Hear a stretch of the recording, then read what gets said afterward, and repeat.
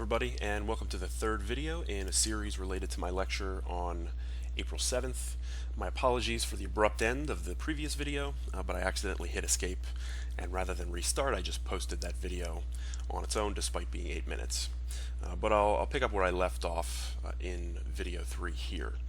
So when we left in video 3, we were discussing hotspots policing, and now I want to turn our attention to disorder policing.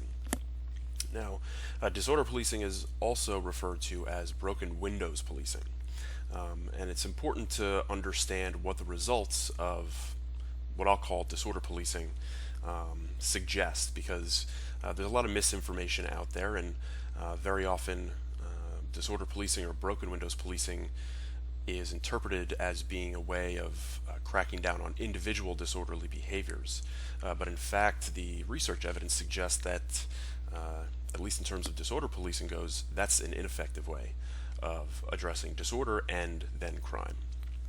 And so disorder policing stems from broken windows theory. So if you've taken a theory class at Rowan, you've probably heard of broken windows theory before. And what broken windows theory posits is that if we leave disorder untended and we don't address it, it's going to set off a longitudinal process where we're going to see increases in disorder, which is going to result in the withdrawal of citizens of these neighborhoods, which is then going to result in an increase of crime. So that's the general premise behind broken windows theory. And this theory was published in The Atlantic by two criminologists, Wilson and Kelling, in the 1980s. And after publishing this piece, broken windows policing and disorder policing became a pretty popular topic in law enforcement circles, and perhaps the agency most closely associated with broken windows policing is the NYPD. So in the 1990s, in particular under Police Commissioner Bratton, broken windows theory was used to justify an approach that targeted disorderly behavior. So Commissioner Bratton started his career in Boston. He eventually took over the New York City Transit Police, which at the time was a separate police agency from the NYPD. It's no longer the case, but it used to be that the NYPD was its own agency that policed the city, and we had the Housing Authority Police that policed public housing, and the Transit Police that policed the subway system. Since that time, those three agencies have merged into what's now known as the NYPD. But Bratton started his New York career in the Transit Police Department and had some success in addressing crime and disorder in the subway system.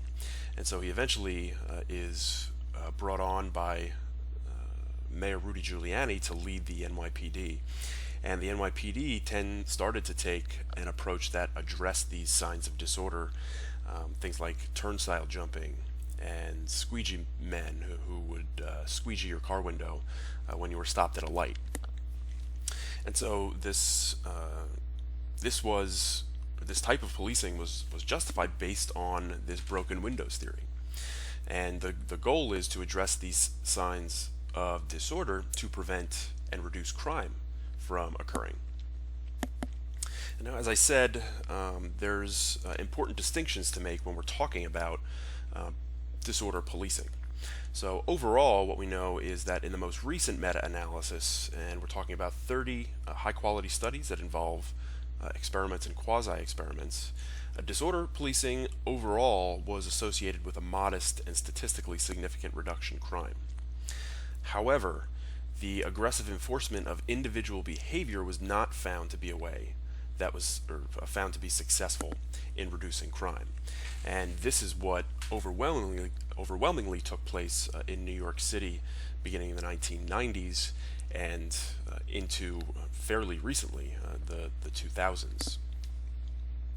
And even if it wasn't intended to in New York City, what ends up occurring there is that we see crackdowns on individual behaviors in very specific places. And in some ways, this does follow evidence that we have about how policing is effective if you think about hotspots policing. However, the way it was implemented in New York caused quite a rift between the community and the police, to say the very least. So the NYPD, rather than focusing on solving problems related to disorder and addressing signs of disorder like graffiti and trash and litter on the street, and people congregating in public. What they decided to do was focus on doing stops and frisks, making arrests even for lower level disorderly behaviors. And what this ends up morphing into is zero tolerance policing. So when I was a police officer in New York, on the website for the NYPD, it stated specifically that the NYPD's policing strategy was zero tolerance policing. And again, zero tolerance policing, pretty similar to broken windows policing, at least how broken windows policing has been implemented in practice early on. But again, the approach is, if we let the theory behind this approach is that if we let these minor violations, like allowing people to just jump the turnstile in the subway system without having any consequences, that's going to signal to the community that the police aren't going to do anything to prevent these behaviors, which is then going to result in more serious crime occurring. And so that's why the NYPD took this aggressive enforcement approach of individual behaviors. The NYPD's implementation of these different strategies, for some, is seen as proof that disorder policing can work. However, the tactic in New York City was never really studied in a rigorous way. So it was implemented and crime went down. And so because crime went down, politicians at the time credited broken windows policing and disorder policing with being responsible for these crime reductions. However, there's a whole lot going on in New York City during this time, not just in terms of policing, but we know the economic conditions in New York are changing, for example. And so it's very difficult to say that disorder policing in New York was the reason that crime went down. And it's not included in the studies that we have in this meta-analysis. Since the NYPD implemented this strategy, a lot of other agencies followed suit. Some of those studies, some of those agencies evaluated the effectiveness of these tactics. And as I said, where we do see success is when we have the police partnering with the community, engaging with them to address disorder. Right? Those types of interventions are found to be effective. But just going out and aggressively enforcing low-level violations, that's actually not found to be effective in reducing crime. Alright, so before I move on from disorder policing, and I probably should have mentioned this at the beginning of my discussion here, I'll just note that what we're talking about when we say disorder, we really can place disorder into two different categories. We could place them into physical disorder and social disorder. So physical disorder would be things like graffiti, trash and litter on the street. Social disorder would be things like teenagers congregating on the street, panhandling, public drinking, public urination, right? Those things that don't necessarily raise to being considered crimes per se, but that are still having a negative impact on the community. And so when we're talking about disorder-based policing, we're talking about addressing both physical and social disorder with hopes of it resulting in a reduction in more serious crime. And again, that's based on this theory of broken windows, that if we don't address these signs of disorder, that's going to lead to more serious crime. Before we move on to the third policing strategy that I want to talk about in this lecture, I'm going to pose the third quiz question to you. And the third quiz question is, please tell me what physical disorder includes, and please tell me what social disorder includes.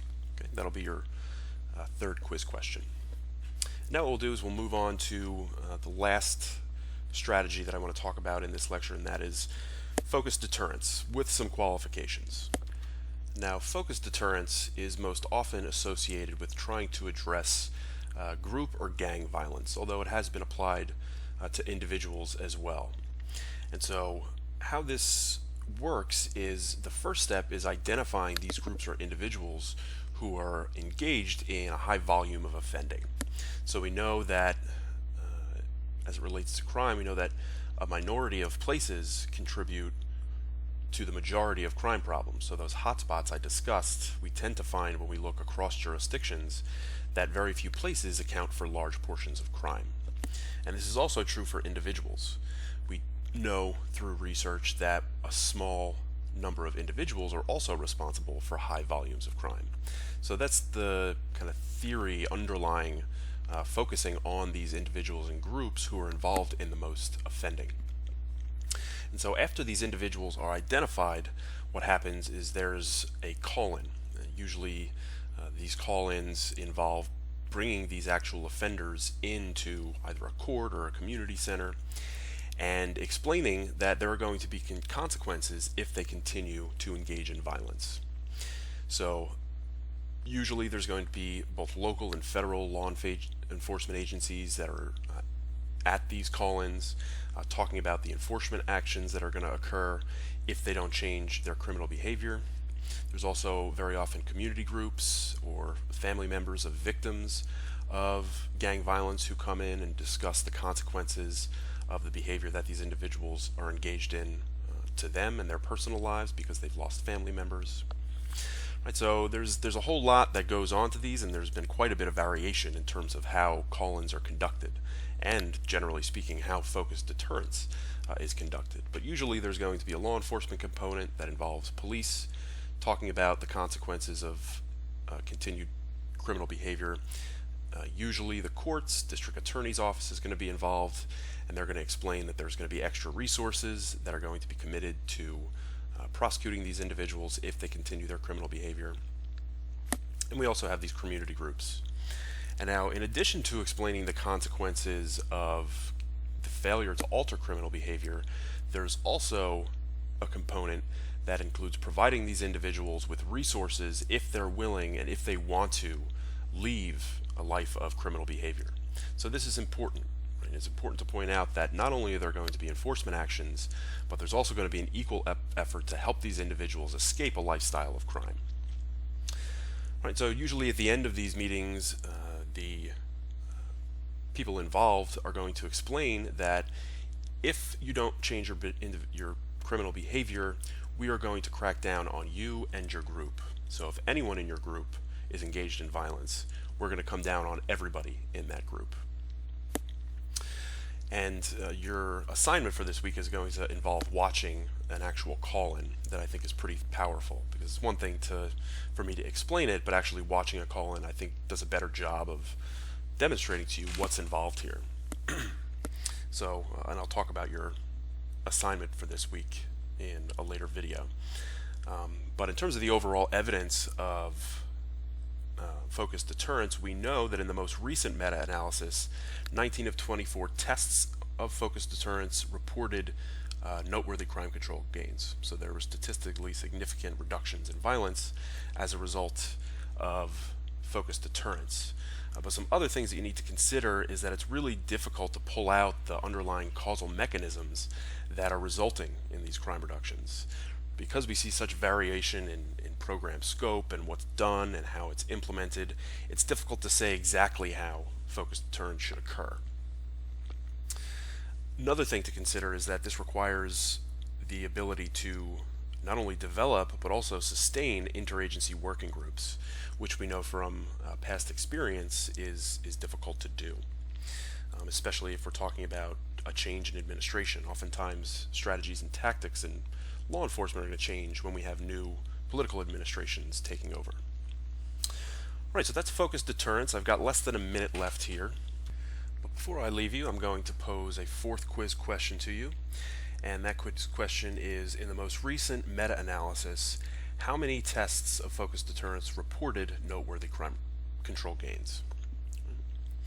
Right, so I'm going to end this video here. I will see you in the next video, where I'll begin discussing the role that an analyst can play under each of these different policing strategies and tactics.